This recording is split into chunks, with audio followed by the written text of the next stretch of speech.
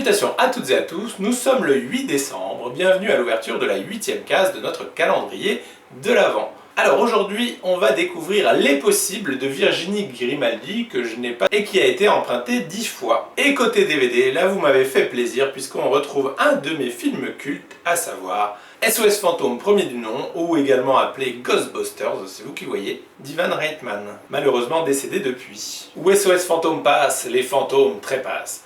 Peter, Raymond et Egon sont chercheurs en parapsychologie.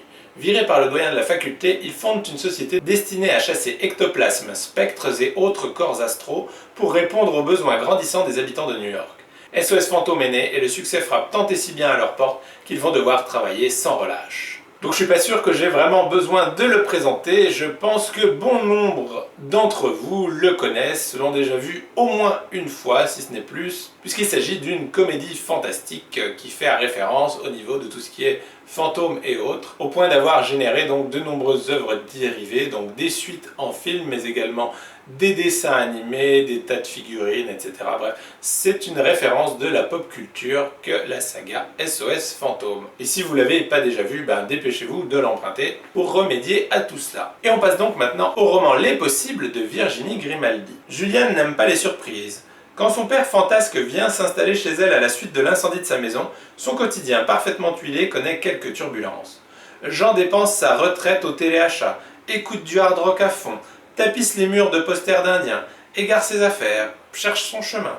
Juliane veut croire que l'originalité de son père s'est épanouie avec l'âge, mais elle doit se rendre à l'évidence. Il déraille. Face au lendemain qui s'évapore, elle va apprendre à découvrir l'homme sous le costume de père, ses valeurs, ses failles et surtout ses rêves.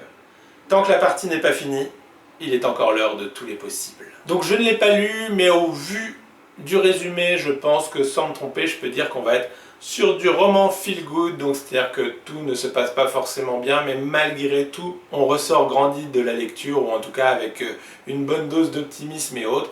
Et au vu du sujet, je pense que ça parle de la maladie d'Alzheimer et de sa complexité pour les proches, puisqu'on oublie quasiment tout, qu'on devient agressif, etc. Donc c'est vraiment très très compliqué à vivre pour l'entourage, et c'est donc le sujet de ce roman. Donc aujourd'hui encore, on est sur du deux salles, deux ambiances, puisqu'on est comédie fantastique avec des fantômes, tout ça, face à la réalité et le poids de la maladie d'Alzheimer. Donc une lecture pas toujours simple, mais qui malgré tout, en bon roman feel good, nous fait grandir, nous donne de l'optimisme, etc. Bref, aide à se sentir mieux. Donc voilà, sur ces bonnes paroles, il ne nous reste plus qu'à vous souhaiter une excellente journée, et on vous dit à demain pour l'ouverture de la 9e case de notre calendrier de l'Avent. Salut!